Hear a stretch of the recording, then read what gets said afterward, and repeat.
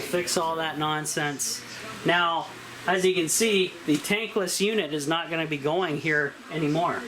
So what I want to do is hang the tankless basically over here, and then just gas into it from there.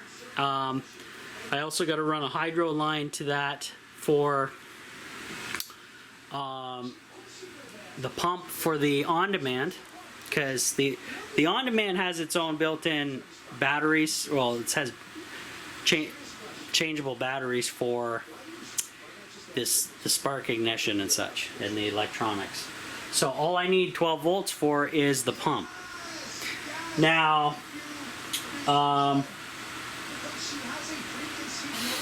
what I may end up doing is, maybe what I'll do is I'll run a single 14-2 line down the chase on this side and end it into a bus bar down here, because then I can just plumb each pump into the bus bar with a shutoff, like a switch, and it'll do 2 pumps and the composting toilet fan, which will be on continuous anyways. I just got to make sure the pumps are off. I think that's the way to go. And then what I'm going to do is I'm going to tie in here or down here somewhere, come back with some PEX line, tie it into as the feed for the tankless unit, and then I got to feed back the hot water, and I'll probably feed it in and around the tank for the shower, into the shower head here, which is probably hanging somewhere. Yeah, here's the hose.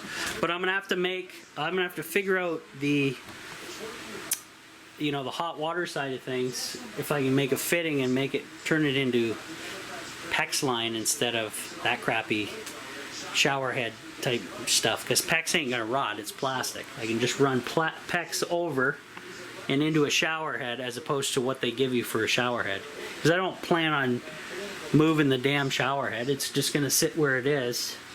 I don't need to adjust it. Now, I also have 2 holes that I put in the tiny house at one time, because I had other ideas long time ago. So these 2 I can do something with. I'm thinking about putting some kind of exhaust fan system in, or at least a fan system to bring fresh air in. So I'm thinking about putting like maybe a 90-degree fitting on the outside, siliconed in, 3-inch for this hole. Come in with 3-inch. Put maybe a coupling in or something, and have one of these fans in here where it's reversible, so I can turn it in either way. So exhaust or in, and then that brings fresh air in the room, or exhausts the fumes out of the bathroom. Either way, I think bringing fresh air in would be the better option myself, because if there is fumes in here, the new fresh air is going to take care of it anyway. So just bringing fresh air in. I'll have to put a screen on, of course, keep the critters out, but I think I want to do that as well. And this one I don't know, so we have options. So that is so far what is going on. I'm just picking away slowly at the tiny house, guys. It is what it is. I worked this morning, and I get paid just before my birthday, actually. So that's all right. Get some money in the bank. Though I can't spend any of that money until I get my credit card in the mail. And when I get the credit card in the mail, I'm delinquent on 2 Starlink payments, because for whatever reason, guys, when I ordered the new lithium batteries back here at the off-grid tiny house, and I'm not a person who uses my credit card often or on a regular basis, especially large purchases like almost $2,000 for those batteries. That sent a flag up at the credit card company. They automatically said, okay, even though we know you made this purchase, we don't like it, we want to cancel, we want to just stop all payments. And that's why I kept getting I couldn't use the card. It's basically useless, right? So they put a stop to the card. So I phoned in again, got somebody who knew what the hell they were doing on the other end, called early in the morning. I was real nice to everybody, but still frustrating. So the guy took care of it. He is sending a new card within 2 weeks. Blah, blah, blah. I'll be able to pay off Starlink. I missed 2 monthly payments. By the time I get the card, it's probably going to be 3. And once that happens, whatever, that'll be caught up. Then I could finally get back on the internet in here. Though I'm not the kind of guy, guys, who sits around on the internet all day. You guys may think that, but I'm here busting butt. If you talk to anybody I know and communicate online with, they can see when I'm online, and they sure as hell know I'm hardly on the computer whatsoever. Now, I may have videos, you know, while I'm working somewhere, while I'm at my job or working here, processing over there, but that sure as hell doesn't mean I'm sitting there screwing around on the computer all day. And I'm not one of these people who carry a cell phone around and I'm always looking at it, texting and all this crap. I find cell phones annoying for that reason. They're a distraction. They're useful in emergency. That's why I like cell phones. Great for emergencies. Great for on the go if you got to get a hold of somebody. That's about it.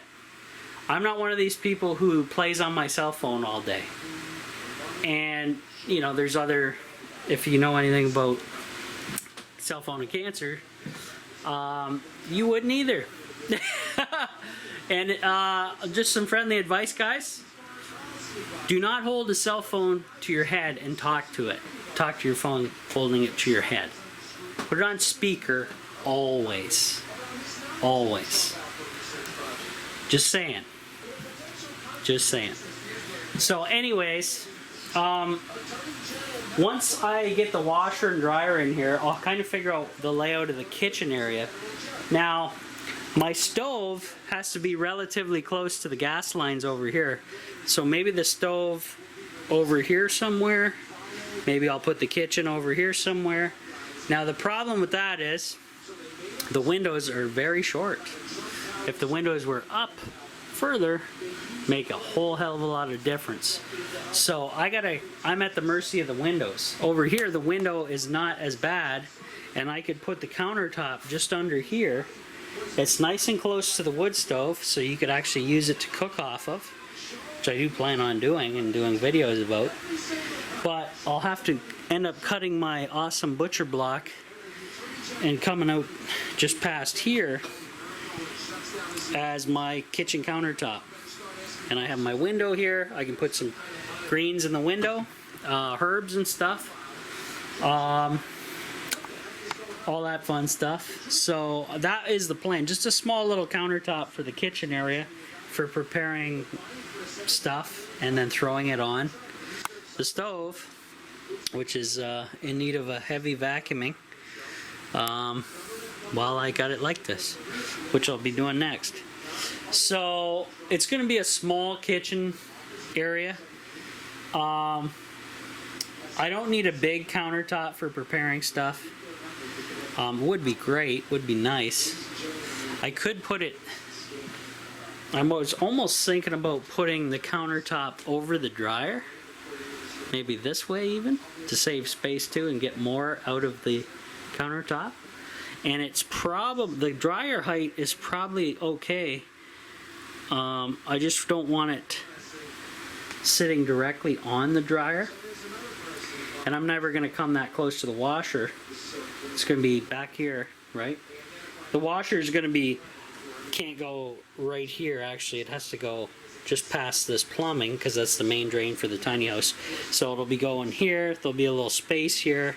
You can throw whatever in. Keep the washing detergent in there. Make a little thing there. Drain goes in here. We'll figure it out. That is the plan though. Anyways, so slowly working on a layout. I just moved this here as, I don't know, I didn't know where the hell to put this thing, to be honest. So I just put it here as a kind of makeshift wall for the toilet. Because I did have, you know, I had my mom here and she used it a few times when she was helping out painting and such. Because you got to have a washroom on site for the ladies and stuff. So, is what it is. So I'm not too worried. Things are coming slowly together. Now, I also have a hole here that I can also use to bring fresh air in. So similar to the holes back there, I have something like that over here, and which is I might do that because the tiny house is extremely tight, guys. What do I mean by that? It's completely spray foamed the ceiling. It is now watertight. Took forever to find those leaks. Completely sealed. It's been rocker guarded, foamed, sealed inside and out with the plastic membrane and paint and you name it. It's been done. Eternal bond tape, rocker guard, everything. So it's extremely tight in here, even with the windows. So I need basically an air exchange is what I'm talking about. I want to bring fresh air in all the time. Like, I'm one of these people who I prefer to be asleep with the window open 24/7, even in the winter time. I'm sure a lot of you guys are out there. You find it fresher than the inside air. No doubt. I'm one of those people. So I want to bring and use these holes that are already there. I just have to spend the money on some ABS plastic to rig up some stuff, some wiring, and get some computer fans, and I will have a setup where I can bring fresh air in 24/7. It's not going to drop. A computer fan's not going to draw piddly off my batteries. I can run it 24/7, no problem, even in the winter time. And basically, I need a lot of it is for the wood stove in the winter time. It is so tight in here, and this guy gobbles, and anybody with a wood stove knows it sucks. It just eats up the oxygen in your building like nobody's business, okay? So I gotta have fresh air brought in. It's just is what it is. I find it to be totally fine. That we're gonna do that though. I'm gonna eventually get over to the hardware store, buy a bunch of ABS fittings. I gotta see what size that is. It's probably 1.5 or 2 inch up there. Hard to say. This one looks to be 1.5 inch maybe, and it looks like it needs a new fresh silicone job outside because I can see daylight. Definitely got to seal that up. So probably a tube of silicone, a bunch of ABS fittings. I have the glue. I have lots of glue for the ABS still. Because I bought a can just for doing all this, and I didn't use a lot.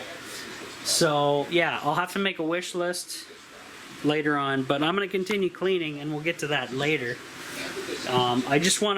I kind of want to get it done before winter though, when it gets real cold. Have the holes in, at least in silicone, and then that way I can glue the fittings in here at any time afterwards. I can stuff the hole with a rag too, for now. But I want to have, the bathroom I'm going to do a 3 inch, I'm pretty sure. I want to have some air in here, fresh air brought in. That one I can leave as just a spare for future, whatever. And then that guy down there near the stove, directly across from the wood stove, as a fresh air for the wood stove. Because I need an air exchange in here. Even though I keep my window open when I'm sleeping near the bedroom, even in the winter time in Canada, this thing cooks me out of here. You guys have seen the videos in the past. One night it was so hot in here, I actually accidentally threw in too much lumber, but damped it down. Didn't matter. I woke up about 3 in the morning, pouring sweat. It was like 102 in the tiny house or some goddamn thing. I opened I open the door, middle of the night, open all the windows, let the cold winter air just pour in for like an hour, and it was still friggin' hot in here. Don't overload the stove, especially this guy. This guy is insane. This is the best wood stove you can get. And you make it yourself. It's a barrel stove. The most costliest part is your flue. Doing the proper flue. Stainless steel insulated. I'll go show you that outside. I ordered that kit off of Amazon actually. Right there. Stainless steel. That kit. Totally off of Amazon. That's the most costly part. Comes in, you buy these pipes, the rest of it. These pipes don't come with it. It's just that little kit. Get one of these. I highly recommend these, so you know where the hell your temperatures are. But best stove ever. Cheap to replace. All you got to do, pop your stove flue. Take the fittings off the barrel stove, the legs, the door. Take all the sand out. Get rid of the barrel stove. Get a brand new barrel stove. Cut in, make all the connections. Do a burn off outside. Burns all the paint off from the factory. Then put your new high temperature paint on. Do another small burn outside to cure the paint. And you're done. Put it back in. That simple. So yeah, that is the way to go, guys. Barrel stove, amazing, amazing off-grid item, must have. This thing could heat a conventional house, believe it or not. You put this into a basement and run the stack through your main floors all the way to the roof, whatever. And put some vents in the basement to draw that heat up throughout the house. It'll cook you out of there. It'll be safe in the basement too. Just make sure you got the proper flue pipe running through the rest of the house.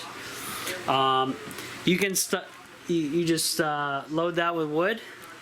Not very much. Damp it down once it's going for a while. Throw it damp down for the night. Go to bed. You're good. Heat rises. This thing's gonna be sweet. And the reason I chose this fan, I had a faster fan before. This one runs at a slower speed, and it has these weird angles that I like because it's way up. I don't have a ceiling anymore here. So this is way up. It's gonna move the heat away off the ceiling, blow it across the stove. It's gonna mix throughout the tiny house and we'll be good. So I think we're gonna be good, guys. It's gonna be sweet. So I will see you guys in a bit. To see all my live daily content, become a Patreon member. Click on the link on my YouTube channel at the Off-Grid Tiny House. Click on support this channel. It'll take you to the Off-Grid Tiny House page on Patreon, or you can just Google it. Sign up and join in. Thank you.